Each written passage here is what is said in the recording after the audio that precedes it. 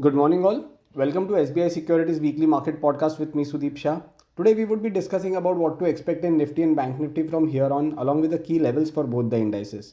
We will also be discussing on key sectors and stocks that could make a move from here on in the coming week. Now, last week, both the major indices Nifty and Bank Nifty witnessed consolidation and managed to close with minor gains of 0.3 to 0.4% for the entire week. Even mid cap and the small cap indices traded range bound, with mid cap closing half a percent positive and Nifty small cap ending with quarter of a percent loss.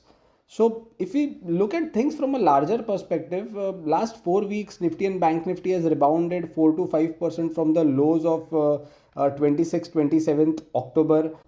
And along with that, if we look at the small cap and the mid cap index, that index has moved by 8 to 10% for the same time period. So this implies that the overall medium term trend of all the indices is bullish. And moreover, this tepid close to a lackluster week that we have just recently witnessed is mostly on account of the uncertainty ahead of the five state election results, which are due next week, and a lot of liquidity chasing the five large IPOs. And as discussed in our last weekly podcast, a lot of stock specific action was visible and real action was witnessed in the broader markets from the PSU insurance space, defense, sugar, auto ancillaries, power, and retail spaces.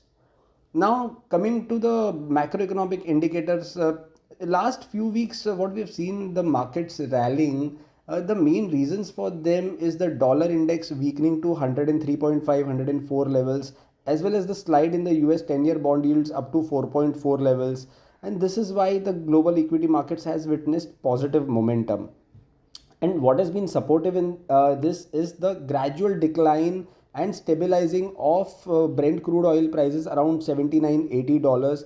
And this has led to an overall improvement in the broader texture of the markets. And that is the reason why all dips are being bought into. Now, even if you look at the S&P 500, that index also has seen a strong upside momentum in the last few weeks, and we feel post some consolidation, it could head towards 4620, 4650 levels on the upside. Now, coming to Nifty levels, last week we have seen benchmark index Nifty trading in a narrow range of 205 points, which is just 1% now, and this was the lowest weekly range since June 2023. And going ahead, we feel the index may still continue to consolidate in the range of 19,700, 19,900, but a lot of individual stock specific activity is likely to continue. The penetration with strength on either side would open gates for a trending move. But till this happens, I would really suggest all the listeners to, especially who are traders, to play safe and become aggressive only after the market finds direction and momentum.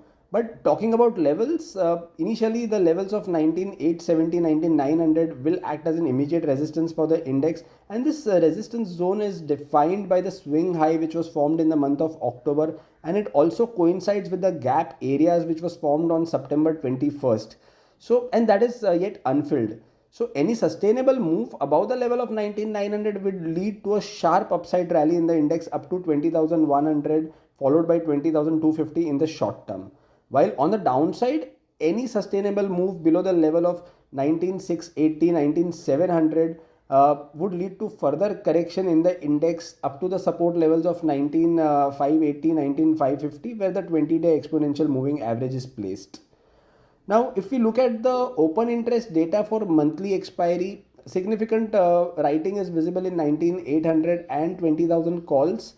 While on the put side, 19,800 and 19,700 puts have witnessed aggressive writing. So this implies a near-term trading range of 19,600 to 20,000 for the coming week. Now, coming to Bank Nifty, last week we've seen the banking index trading in a narrow range of 550, 560 points, which is just 1.3%. And this was the lowest weekly range since June 2023, similarly like Nifty. But on Wednesday, this index has marked a low of 43,230, 43,250, where the 200 DMA was placed. And from there, till the end of the week, we have seen a smart recovery of 500 points and closing around 43,750 levels. This has resulted into the formation of a bullish hammer-like candlestick pattern on weekly time frame, and the long lower shadow of the weekly candle indicates buying interest at lower levels. So most noteworthy, since last two trading sessions, Bank Nifty has outperformed Nifty, and that is why we feel overall in the larger scheme of things, Bank Nifty would still be looked at being an underperformer. But till the time 43,300, 43,200 does not break, I feel one should not go completely bearish. And this zone of 43 250 43 350 would act as a crucial support, this being the 200 dma zone. Now on the upside, 44,000 44,050 zone will act as an immediate hurdle for the index, which is the gap zone which was created on 17th November. And any sustainable move above the levels of 44,050 44,100 would lead to a sharp upside rally up to 44,450 44,600 levels. On the downside, if the index slips below 43,250 levels, it could resume its southwards journey up to 43,000, 42,900 in the short term.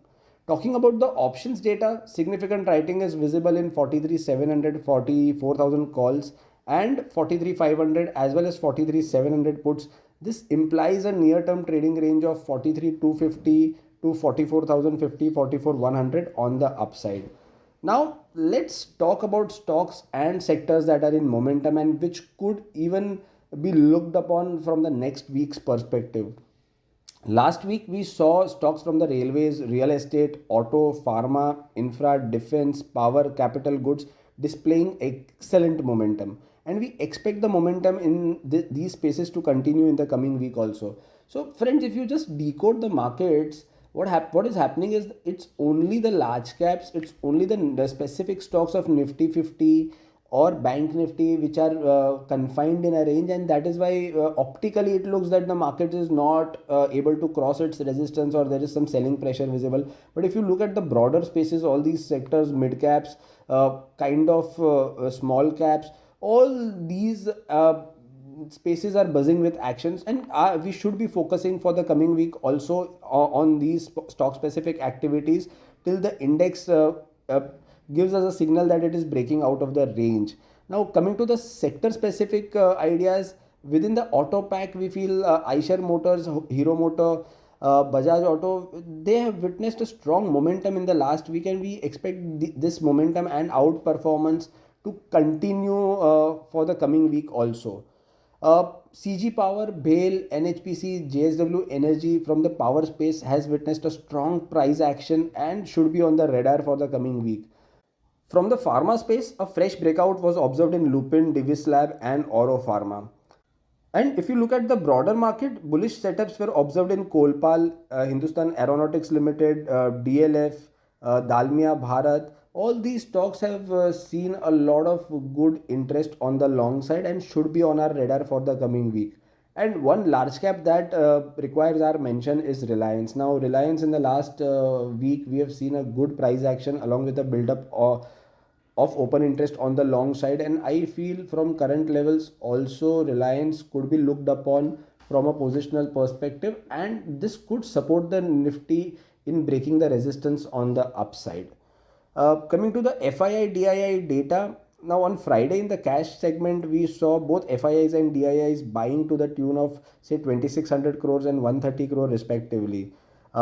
If you look at the FII's long short ratio for index futures, that has improved marginally to 22.6%, and they've squared off some 2000 odd index futures contracts which were on the short side.